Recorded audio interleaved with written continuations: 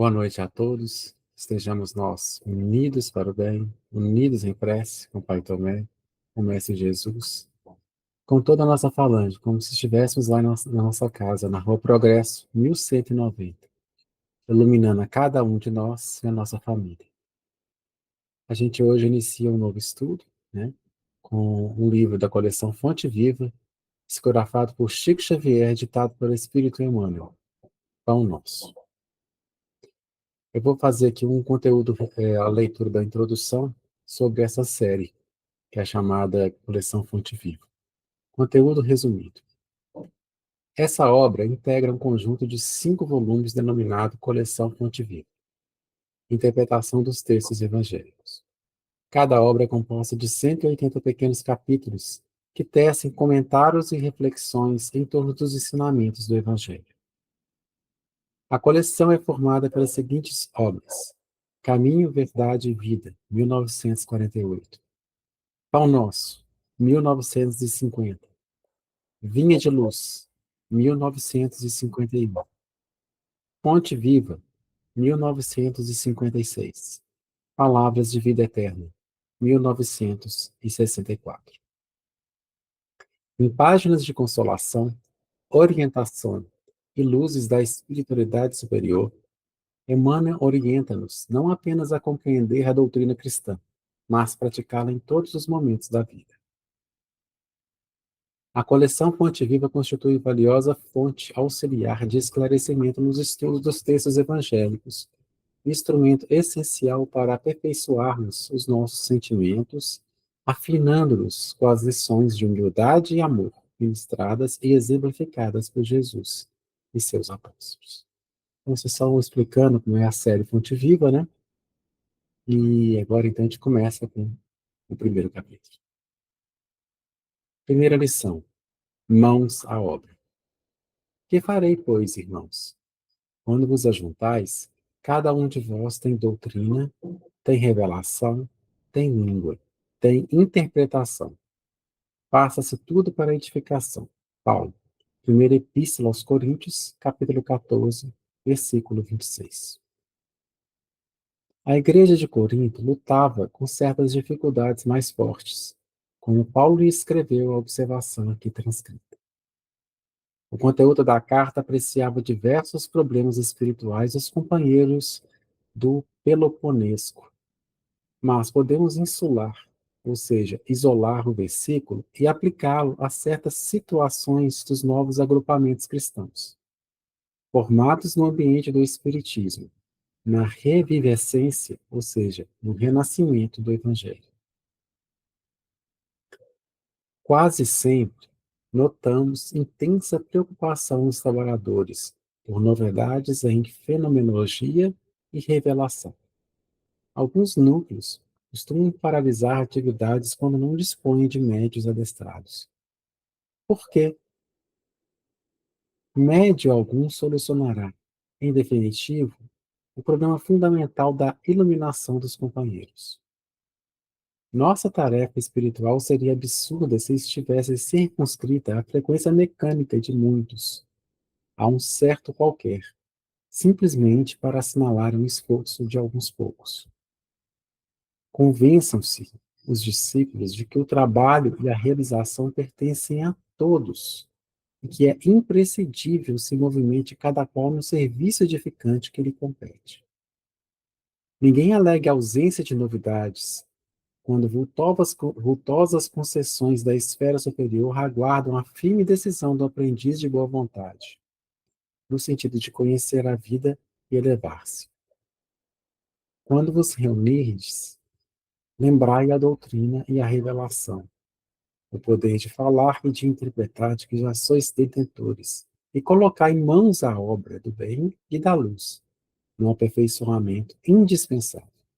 Boa noite a todos, boa noite a todos.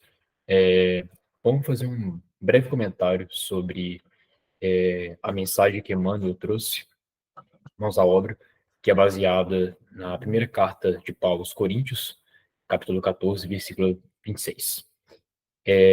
No começo, no primeiro slide que o Orlando mostrou para a gente, Emmanuel comentava um evento muito comum que acontecem em agrupamentos espíritas, e aconteceu também com os coríntios da época do começo do cristianismo.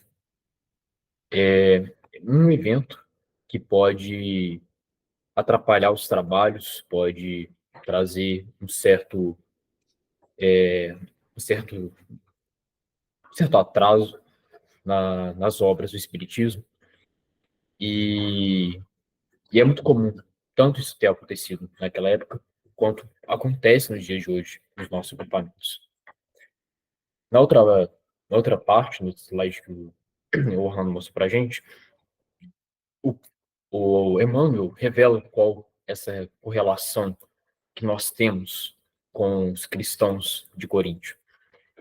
É de muitas vezes nós nos prendermos muito a certas revelações espirituais, a certos fenômenos espirituais, e às vezes assuntos que servem apenas para satisfazer nossa curiosidade e, na verdade, não agregam em nada no nosso aperfeiçoamento e também não ajuda as pessoas que procuram consolo com o Espiritismo. Afinal de contas, o Espiritismo é o consolador prometido. E se ele não consolar, se ele não trazer instrução para nos tornarmos pessoas mais felizes, para nos tornarmos pessoas com alegria de viver, pessoas que seguem Jesus, então, um assunto que só satisfaz nossa curiosidade, se ficarmos preocupados apenas em fenômenos espirituais, é como se nós estivéssemos descascando uma fruta, pegando o fruto, jogando fora e ficarmos com a casca, ficarmos só com o que é superficial. Na outra parte, Emmanuel fala que não importa se no Espiritismo nós não temos a mediunidade. Ele até comenta no slide anterior que certas vezes, por conta da ausência de médiums, às vezes alguns trabalhos espirituais simplesmente cessam. Mas o Espiritismo é muito mais do que fenômenos espirituais. O Espiritismo é sobre trazermos a reforma íntima nos momentos mais práticos do dia a dia. Não existem trabalhos mais importantes do que outros no meio espírita. Não existe trabalho mais nobre, menos nobre. A mediunidade é um dom como qualquer outro. Não importa se nós temos facilidade em falar, se nós temos facilidade em atender, facilidade em ouvir, porque todo dom é importante. Jesus convocou apóstolos diversos na sua obra, e se a gente for ler obras como Boa Nova, de Humberto de Campos, ele mostra o quão diversos os discípulos de Jesus são. Era um grupo muito heterogêneo, era um grupo de pessoas com diferentes opiniões, com diferentes habilidades, por causa que Jesus queria trazer essa reforma a todas as pessoas. Então ele convocou pescadores, convocou escribas, certas pessoas que começaram a seguir eles eram nobres, eram guerreiros, e outras eram pessoas comuns, como nós. Porque o Evangelho é sim sobre a vida de Jesus, mas também é sobre como Jesus impactou a vida de muitas pessoas. No livro Jesus no Lar, o mestre comenta em uma das reuniões na casa de Simão Pedro que às vezes bastava um discípulo com boa vontade para querer ajudar da forma que lhe competia, com o conhecimento que tinha, com as habilidades que tinha, para trazer a verdadeira reforma do Evangelho na sua própria vida, mas também na vida de todos ao nosso redor. O Evangelho é sobre a vida do Cristo, são anotações sobre a vida dele, mas também são anotações sobre vários indivíduos que se reformaram em Cristo. E também um convite para todos nós formarmos nosso pensamento, nossa atitude, nossas palavras em Cristo. Às vezes não é necessário palavras, às vezes é necessário só ouvir. Quantas pessoas nós vemos todos os dias que às vezes só precisam de uma pessoa com ouvidos atentos. Saber ouvir também é uma habilidade muito, muito virtuosa. E todos nós temos dons para ajudar o mestre de uma forma ou outra. Só basta às vezes nos perguntarmos ou termos a vontade de querer ajudar o Cristo. É isso.